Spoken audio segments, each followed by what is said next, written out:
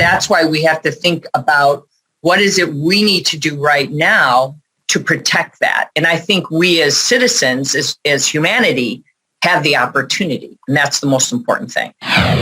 Welcome to the My Future Business Show, where we get you in front of your best audience and keep you there. Not only are we interviewing the biggest names in business to help you become even more successful, we're inviting you to book your spot on the show to help you grow your business. So at the end of the call, make sure you fill in the interview application form at myfuturebusiness.com/interviews. Hi and welcome back to the My Future Business Show. My name's Rick Nuske. I'm your host. This is the show that gets you in front of your best audience and keeps you there. And I want to take a few seconds just to say thank you for all of the feedback that I am reading. It's wonderful. It's very motivating, and keep it coming. Thank you very much. Now, on today's show, I'm with the wonderful Peggy Smedley, and we're going to be talking about how we can move away from a throwaway economy towards a circular economy and how technological advances can enable solutions to the planet's challenges. And with that being said, welcome to the show, Peggy.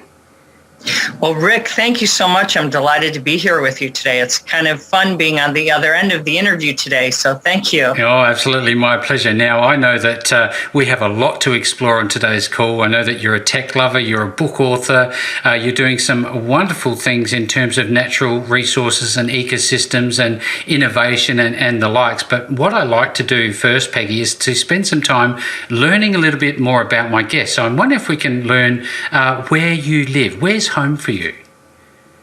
Home for me right now is in the suburbs of Chicago, Illinois, in the States. So in the suburbs, born and raised here in Chicago. So been here forever. So right now, that's where I am. Yep.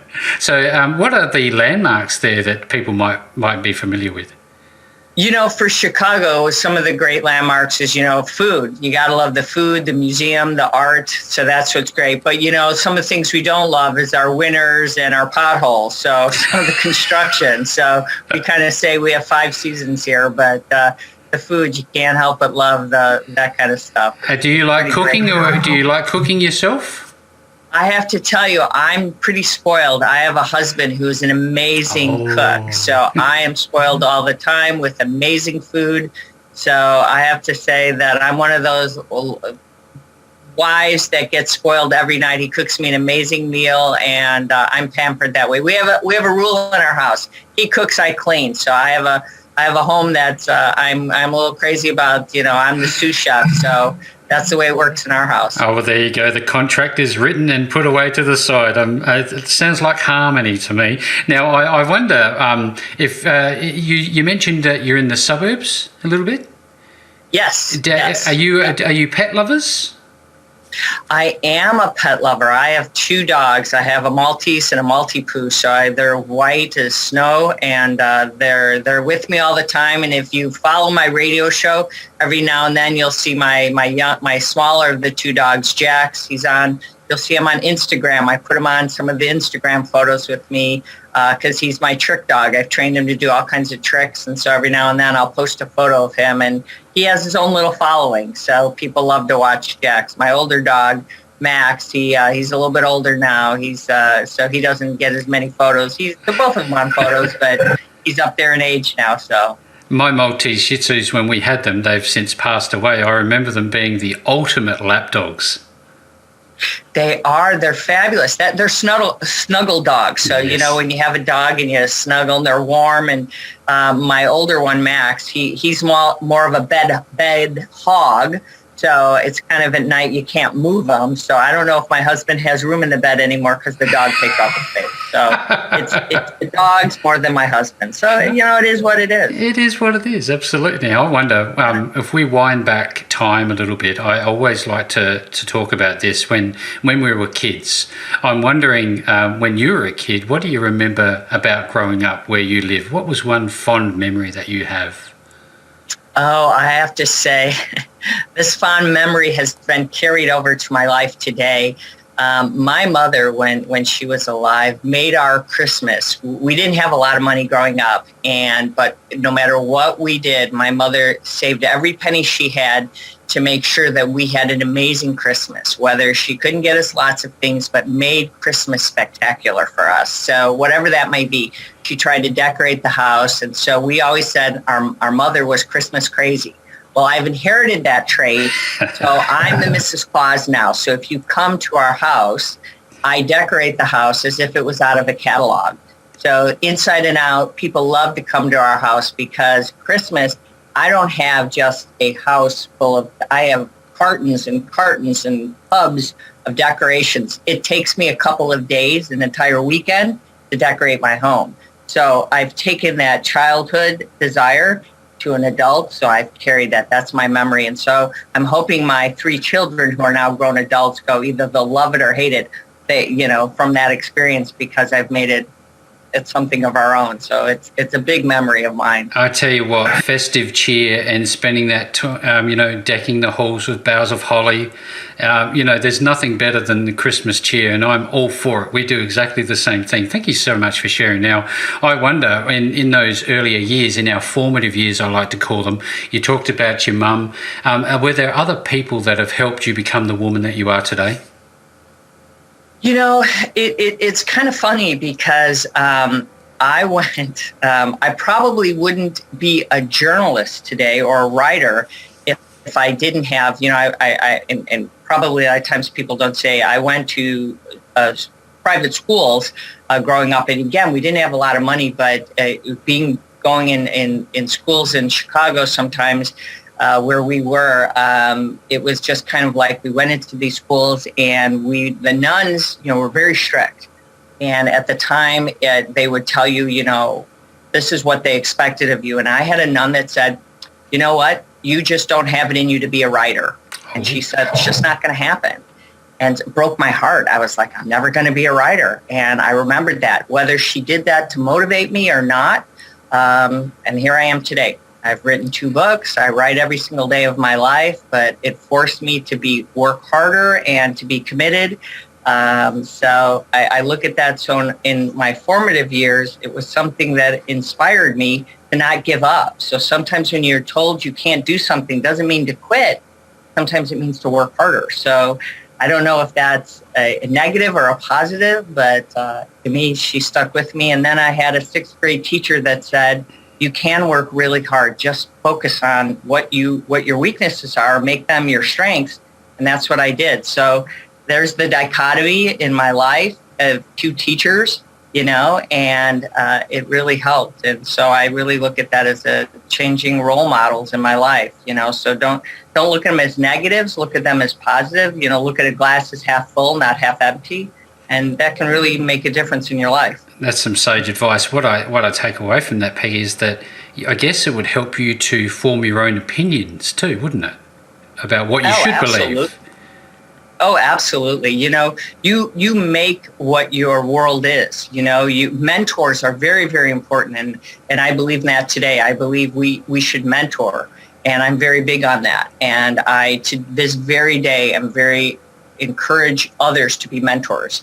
And I've done that for years and years and years. And I think it's so very important, because if we can give back, we receive rewards for that. And that's very important, because by mentoring, we see what we've done, how we've helped others, and it helps us. So we all receive. It kind of is circularity, kind of what we're talking about in my book today. But it wasn't meant to be that way. But I think there's a lot to be given for that. And I think when we take that time, we learn a lot, we achieve a lot, and I think there's so much to be gained from it, just from our personal selves, but what we give to others and how they pass it on for generations and generations, and the young stewards that come from that. This is what I love about the My Future Business Show, because we get to, unravel people's lives, look at their rich tapestry of life's experience. And you've got technology, a passion for technology. You're an author. You're a journalist. Now, I want to talk about all of these things, but let's talk about your award-winning streak as a journalist. Share a little bit about that with us.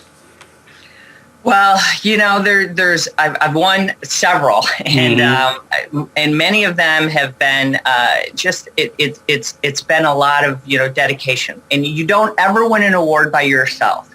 I think so when I always look at the awards, there's always a team of people that have helped me win those awards. You can't write an article without having someone else who's helped you copy edit or someone who's helped you proof it. So that's something, again, it goes back to when I talk about the whole idea of looking at mentors and teams and everything. There's never an I. There's no I in the word team, right? So I always tell my team of people that are with me when we do things that it's all of us together. And so every award I've earned has never been by myself. It's been the people who've been with me and the teams that I've helped. So I've surrounded myself with amazing people who have helped me achieve these awards. So no matter what award I have won, it's been because I have an amazing team that's helped me do that. But I always say that it's how you work with people and how they work with you, and you have to be able to take criticism, whether it's your own work or that you give others. So on these awards that I look at today, it's always exciting to see them because it's this effort that you put forth. It's whether it's the research you do or it's the article you write. It's about some major story that is the ASCE, which is the construction industry award, which is about infrastructure, or whether it's about some underground storage tank that I've won for investigative work years ago, or whether it's just any award for influencing or anything that we do. It really doesn't matter, as it is more important about the depth of research, the objectivity that we write in the information. It's not about writing about one side or the other, because I come from the old school of writing that you have to be very honest about how you write.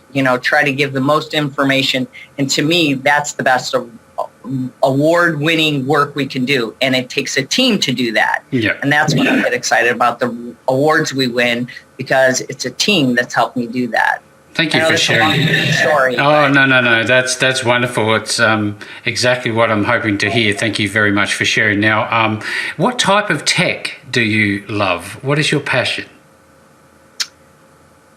I love, I've run the gamut. It's interesting. I don't have a technical background, and that's what's so interesting about my knowledge today. I'm not an engineer. I'm not a chemist or anything like that. I've learned technology through the years, and my knowledge has come from a lot of research.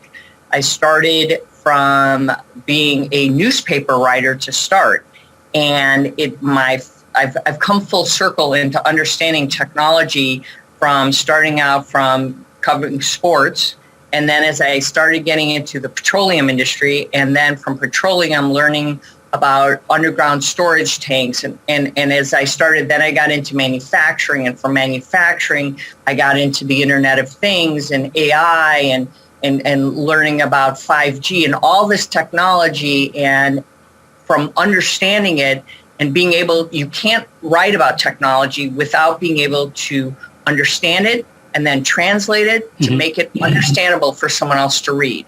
So you have to really digest it and then be able to communicate it and articulate it to somebody else, right? And that's something that's been very important for me, to be able to learn it and explain it and put it in easy layman's terms, because if you can't, otherwise it's an essay. It's some complicated, report. So I've taken a lot of time to learn and understand everything that I've had to learn, and whether it's digital transformation or the cloud or something that we're all having to learn about every day. We've come about to embrace the iPhone, when it first came to market in 2007, whatever it might be, how has it changed our lives and all the applications that have come on it. So. Well, it's funny because it's probably a very good segue into how innovation through technology has led you to your involvement in the work that you're doing nowadays. So I guess it'd be a good time to talk about your books, Sustainable in a Circular World, Design and Restore Natural Ecosystems Through Innovation. How did this come about?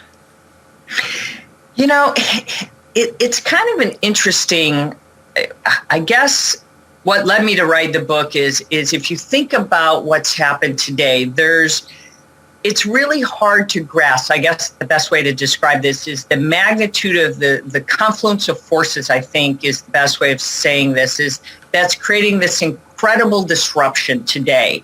I think since the Industrial Revolution, and this is the way I like to describe it, is that we've never seen such destruction of the environment, and that we continue to see every day. And I think we're experiencing, and I like to say, this global gold rush as the world moves, as I've told everyone, from gray to green. We need to protect our people. We need to protect our planet from the devastating impacts of what I call like these rising seas, these spiking temperatures we've been talking about.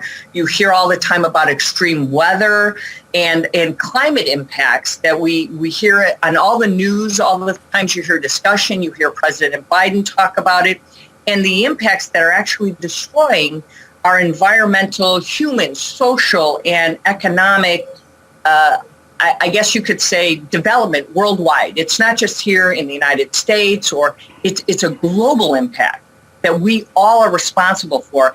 And that's what I think we have to think about. And that's what led me to really write the book, and not from taking one position or another, but laying all the facts out and letting each person make their own decision on what side of the fence you believe. Is it really happening, or is it not happening? It's a very interesting take, because I heard a phenomenon one time when I was studying at university, where somebody heard somebody was getting stabbed or murdered or something horrible, and everybody in the street could hear it, but because somebody thought somebody else would do something about it, actually nobody did anything about it. Have you ever heard of that phenomenon? I wonder if the same thing applies here. You know, it's an interesting point, because, if you think about all the kind of things that are happening today, a lot of it's a very emotional subject. Yeah. I always say to everyone right now is that if you think about, everybody looks at climate and circularity and sustainability from a different lens. And whether, you believe it's happening or the severity of it, it's all a different perspective.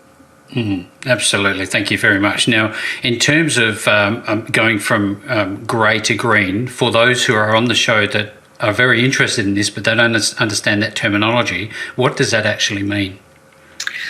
Well, if you think about, I guess the best way that I like to describe the gray to green idea is we for years have been this society that's had everything. We have been depleting and taking away from our natural resources.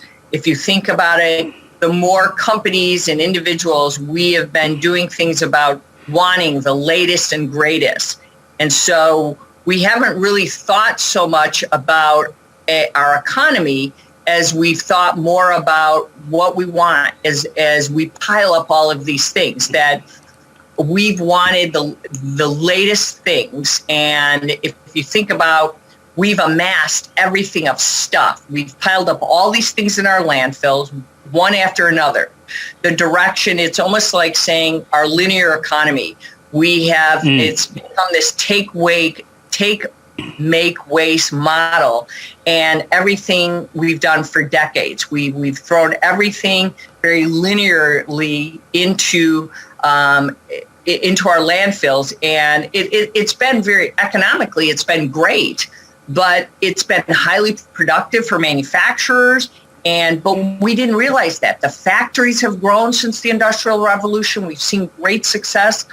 The problem with it, we didn't realize what we were doing to our natural ecosystems. So we've been making our natural ecosystem very gray. We've been destroying it. It's not green. It's not plush anymore. So that's the gray to green I'm saying is we're not making it so pretty. As you can see, when the winters come, everything's dying away more and more and more. And that's where we need to be thinking about, how do we restore it? How do we plant more things? How do we, restore, instead of just constantly cutting down more trees, we need to, plant more of them. How do we instead of throwing more plastic bottles into the ocean, instead of killing more fish, how do we do less of that?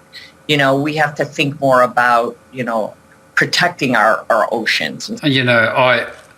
I listen to this and I have visions come to mind, horrible visions where petrochemical waste pebbles are forming beaches now. There's that much of it, and sea life can't swim because of it. Is it too late? It's never too late. I don't ever want to ever think anything's too late. I think that's why we have the Paris Accord. I think that's why, we are one of the biggest culprits of polluting, and China is also a big polluter, and we know that's why the Paris Accord is here, is that we all have to do it together. One can't do it. We all have to be resilient. We all have to commit to this, and that's why we're hearing so many of us say we're going to be different. But I think if we all try to do, and we try to eliminate CO2 emissions, and we try to get to net zero, and we try to do things better, faster, cleaner, we will improve things. If we don't, then we are going to have this problem that we say, well, at what point? What is that point that it is too late? I'm not a scientist, that I'm not going to say the point is we're at a never-ending point, that that's it. We're at that world is going to end. I'm not the one that's going to make that prediction. But what I am going to say is, if we don't start doing something, we are going to see less and less of the creatures that have been put on this earth. The less of the lands that we all love, the less of the flowers, the birds, the creatures we all enjoy so much, there's not going to be many of them. We're going to deplete them. And I think that's why we have to think about what is it we need to do right now to protect that. And I think we as citizens, as humanity, have the opportunity. And that's the most important thing. I see a lot of the dialogue. I have young children, they're at school, and they often come home with different dialogue than I ever experienced at school about environmental recycling, waste recycling, just initiatives that they're taking. What initiatives from, a more governmental level are you seeing that are impressing you? Well, if you look at what, from a government perspective, what I think is interesting is we've seen right now this metamorphosis of, I think, companies and governments pushing for this transforming, like they put in programs to place that are like these net zero programs, the journey that you take. You can see companies pushing for, from now until 2030, that they would make a commitment to eliminate their scope emissions, their scope 1, scope 2, scope 3. You've heard them say no direct emissions in scope 1 created from your sources or your activities, that you're trying, from your own heating or cooling that they're trying to do. In their scope 2 are your indirect emissions. Those are all kind of things. By scope 3, those are, many of them are trying to reach by 2050. And that's transferred indirect emissions, and those are the ones that this means any emissions you are engaged with, from disposal of trash, purchased goods, and all host of things, in the supply chain, business travel. It really gets very complicated, but your entire product life cycle, there's a whole data tracking and everything that you're doing, and it's full transparency in all of this. But I think that's where you have sustainability experts, you look at your ESG initiatives on this. And this is where companies get really good. And there are some really great companies who are stepping up. You see Microsoft, ThyssenKrupp, you see Train, you see a lot of really good companies who are saying, we are going to lead the way. Amazon's trying to do it. You say, we're going to do better, and we're going to have, corporate social responsibility experts who are going to be involved in this. That's how we're going to change the way we do things. And we aren't going to just throw anything in the garbage anymore. We're going to limit our waste. We're going to limit the way we do things. And we're going to be more sustainable. We're going to be more circular. And each step we take in the process is going to make our world a better place for not just today's generation, but the next generation and the generation after that.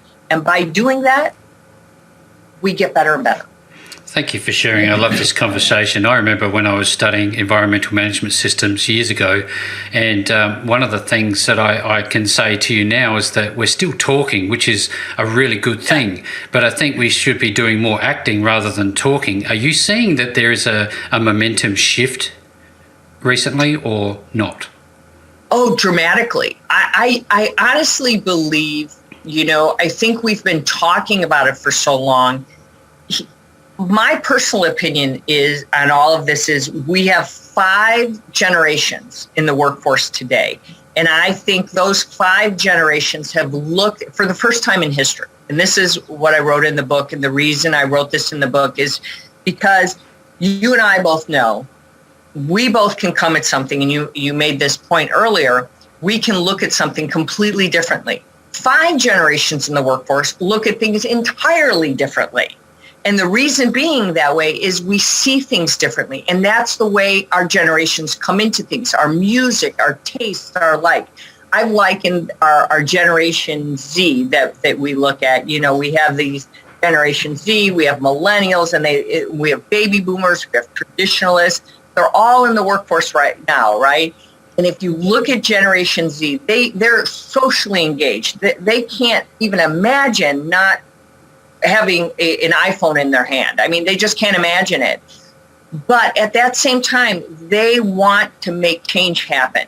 They're so, without thinking about the environment is most important to them.